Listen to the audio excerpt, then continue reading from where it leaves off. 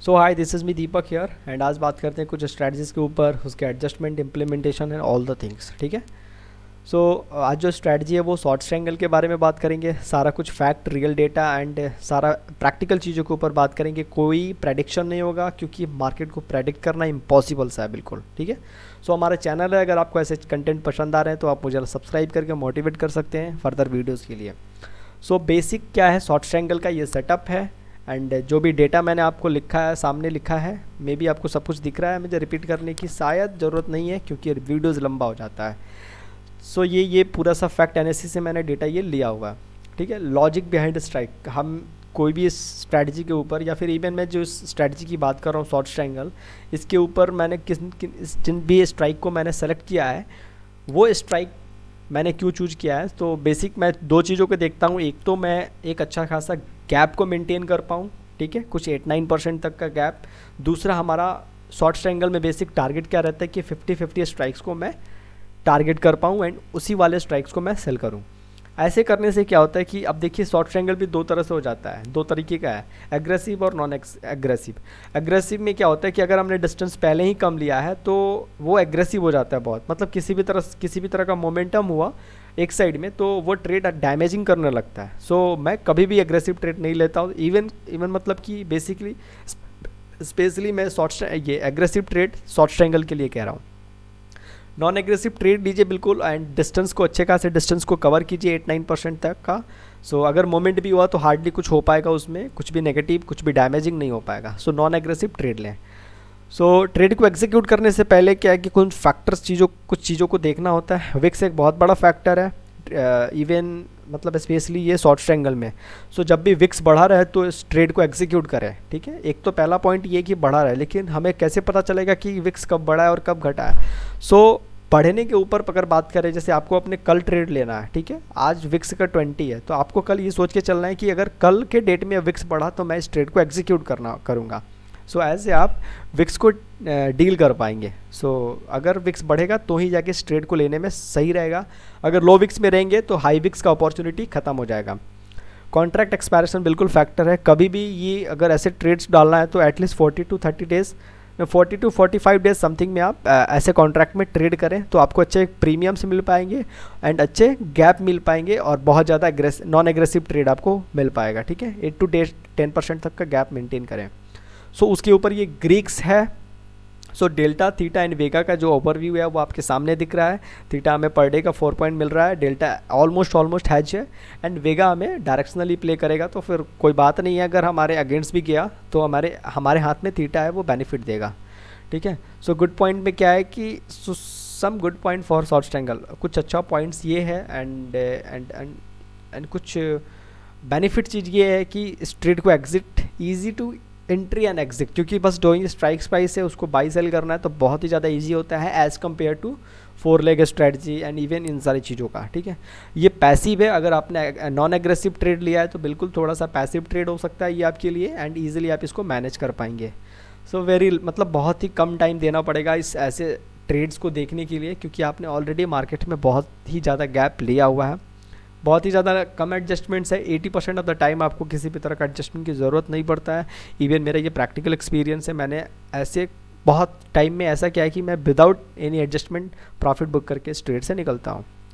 So adjustment points of view के लिए क्या हो सकता है, हम अपने ट्रेड को role up and roll down करेंगे। ठीक है। सब शिफ्टिंग मतलब क्या है कि अपने ट्रेड को शिफ्ट करेंगे। जो भी मैंने स्ट्राइक्स आपको दिखाया 15,700 समथिंग, सपोज क्या है कि मार्केट आगे की तरफ मूव कर रही है, तो हम क्या करना है कि ऐसे आपको एडजस्टमेंट की ज़रूरत नहीं पड़ेगी, बट अगर कुछ ब्लैक हो गया, ब्लैक शाउन हो गया, कुछ न्यूज़ हो गया एंड मार्केट बहुत ही ज़्यादा मूव कर गई, तो अकॉर्डिंग टू द मोमेंट, जैसे 300 पॉइंट मूव की है ना मार्केट में, तो हमारा क्या है कि कॉल साइड में प्रीमियम बढ़ गया है। सो कॉल को क्या करना है, एग्जिट करके हमें 300 पॉइंट फिर से आगे की तरफ शिफ्ट कर देना। वैसे ही हमें पुट में क्या करना है, रोल डाउन करना है, पुट से प्रॉफिट बुक करके नीचे की तरफ आना है। So roll up and roll down का स्पेशली जो कॉन्सेप्ट क्या है कि according to the moment of market हम अपने ट्रेड को ऊपर एंड नीचे की तरफ शिफ्ट करते जाएंगे जैसे मार्केट में मोमेंट होगा। ऐसे करने से क्या है कि हम मार्केट के ट्रेंड के हिसाब से चल रहे हैं and that will be beneficial for our trade. So अगर ये तो पहला रूल था कि हम अपने ट्रेड को अप एंड डाउन करेंगे। ठीक है। सो अगर हमारा काम इससे भी नहीं बनता है, सो हम क्या करेंगे, इस ट्रेड को नेक्स्ट में, जैसे बहुत ही ज़्यादा कुछ बैड न्यूज़ हो गया, बहुत ज़्यादा इवेंट हो गया और हमारा काम इससे नहीं हो रहा है, तो हम अपने ट्रेड को नेक्स्ट वीक में, नेक्स्ट मंथ में शिफ्ट कर देंगे। ऐसे करने से क्या है कि हमें प्रीमियम्स अच्छे मिल जाते हैं एंड फिर से हमें एक अच्छा खासा गैप मिल जाता है, अच्छे खासे गैप में हम यहाँ पे खड़े रहते हैं। सो थर्ड जो एडजस्टमेंट है, अगर हमारा काम मतलब एकदम मैं नेगेटिव से नेगेटिव सिचुएशन की बात कर रहा हूँ यहाँ पे, बाकी पॉजिटिव जो होना है वो ऑटोमेटिकली आपके साथ हो जाएगा, ठीक है। अगर हमारा काम इससे भी नहीं बन रहा है तो हम अपने ट्रेड को ब्रेक कर देंगे। सपोज आपने क्या है कि कॉल साइड सेल किया था एंड मार्केट में बहुत मोमेंट होने के बाद क्या है कि पूरे ट्रेड में आपको 80 पॉइंट्स का समथिंग या 100 पॉइंट समथिंग का आपको लॉस होना है, लॉस हो रहा है अभी के टाइम में।